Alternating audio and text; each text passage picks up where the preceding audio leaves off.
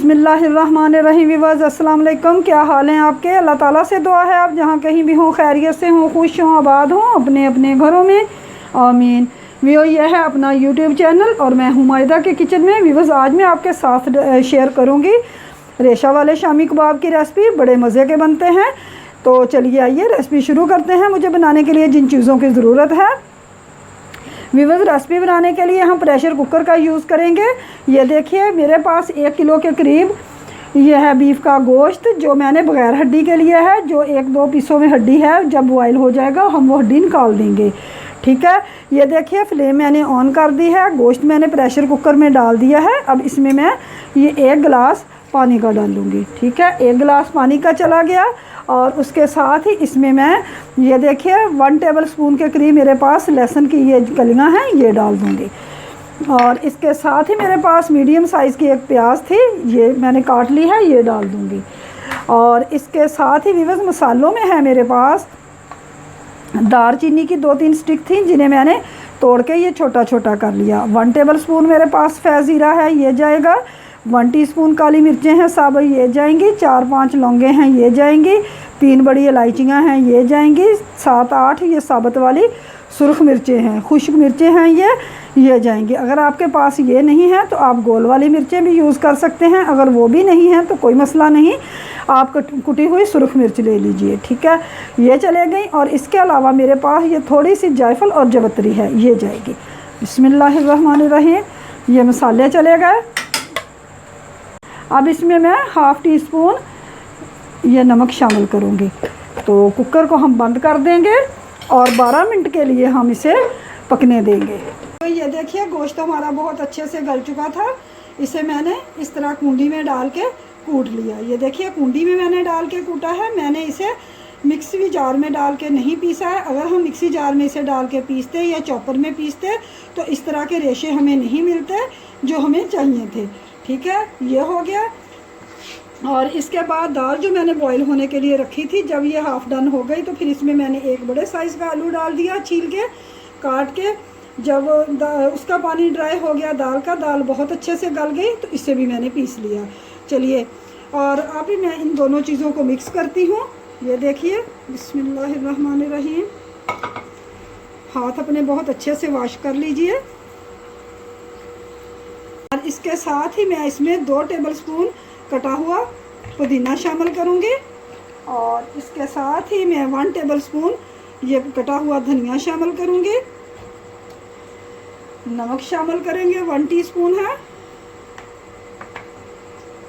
कुटी हुई सब्ज़ मिर्च है, ये जाएगी। पहले मैं 1 टेबल स्पून शामिल करूँगी, मिक्स करेंगे।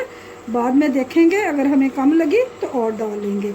अंडों की कोटिंग हम बाद में नहीं करेंगे, पहले ही हम इसमें डाल लेंगे। एक चला गया, दूसरा चला गया। व्यूअर्स मैं देखूंगी अगर मुझे ज़रूरत महसूस हुई तो मैं एक और अंडा शामिल करूंगी। अभी हम ये 2 डाल के मिक्स करते हैं। व्यूअर्स अंडे डाल के मैंने मिक्स कर लिया है। नमक मिर्च मैंने चेक की है, मुझे कम लगी है, इसलिए 1/2 टीस्पून ये मैं और डाल दूंगी। और इसके साथ ही मैं ये मिक्स गरम मसाला डालूंगी। व्यूअर्स 1/2 टीस्पून मैंने नमक शामिल कर दिया है और 1 टीस्पून मैंने कुटी हुई सुरख मिर्च शामिल की है। अब इसमें मैं ये 2 टेबल स्पून लेमन जूस शामिल करूँगी। इसके साथ ही मेरे पास ये सूजी है, जिसे मैंने मिक्सी में डाल के पीस लिया है। 2 टेबल स्पून ये मैं इसमें शामिल करूँगी। इससे ये होगा कि हमारी टिक्कियाँ बहुत क्रिस्पी बनेंगी। मिक्स करते हैं, बहुत अच्छे से मिक्स करेंगे। व्यूअर्स मसाला हमारा बहुत अच्छे से मिक्स हो चुका है। तो चलिए अब हम टिक्कियाँ बनाना शुरू करते हैं। हाथ को हम ऑयल लगाते हैं। हाथों को मैंने ऑयली कर लिया है। अब इस तरह मुनासिब साइज़ की, जिस तरह की आप टिक्कियाँ चाहते हैं वो बना लीजिए।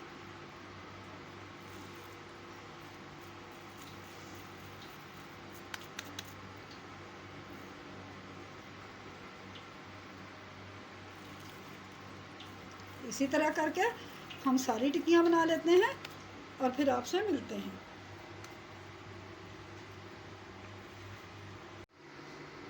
व्यूअर्स टिक्कियाँ हमारी बन चुकी हैं।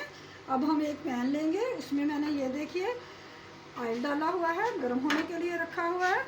हमने इन्हें शैलो फ्राई करना है, ऑयल हमने बहुत ज़्यादा नहीं डालना। बिस्मिल्लाहिर्रहमानिर्रहीम।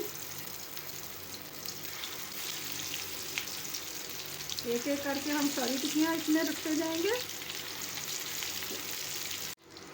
वीवर ये देखिए एक साइड से ये सुरख हो चुकी है।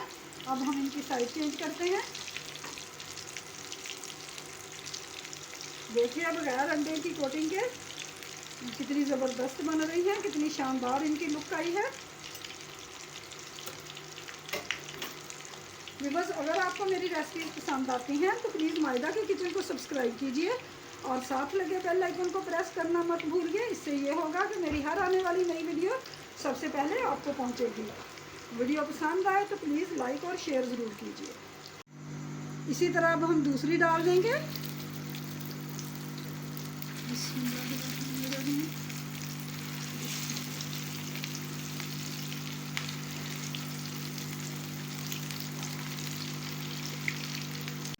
वीवर ये देखिए अल्हम्दुलिल्लाह ज़बरदस्त हमारी टिक्कियाँ तैयार हो चुकी हैं। रेशे वाले हमारे शामी कबाब तैयार हो चुके हैं। चलिए अब इन्हें मैं आपको सर्व करके दिखाती हूँ। वीवर ये देखिए अल्हम्दुलिल्लाह ज़बरदस्त हमारे बीफ रेशा शामी कबाब तैयार हो चुके हैं, जो कि मैंने आपके सामने बनाए हैं। बड़े मज़े के बने हैं। आप भी प्लीज़ एक दफ़ा इस रेसिपी को ट्राई ज़रूर कीजिएगा। तो चलिए बनाइए, खाइए, दुआ में याद रखिए। रेसिपी पसंद आए तो लाइक और शेयर ज़रूर कीजिए।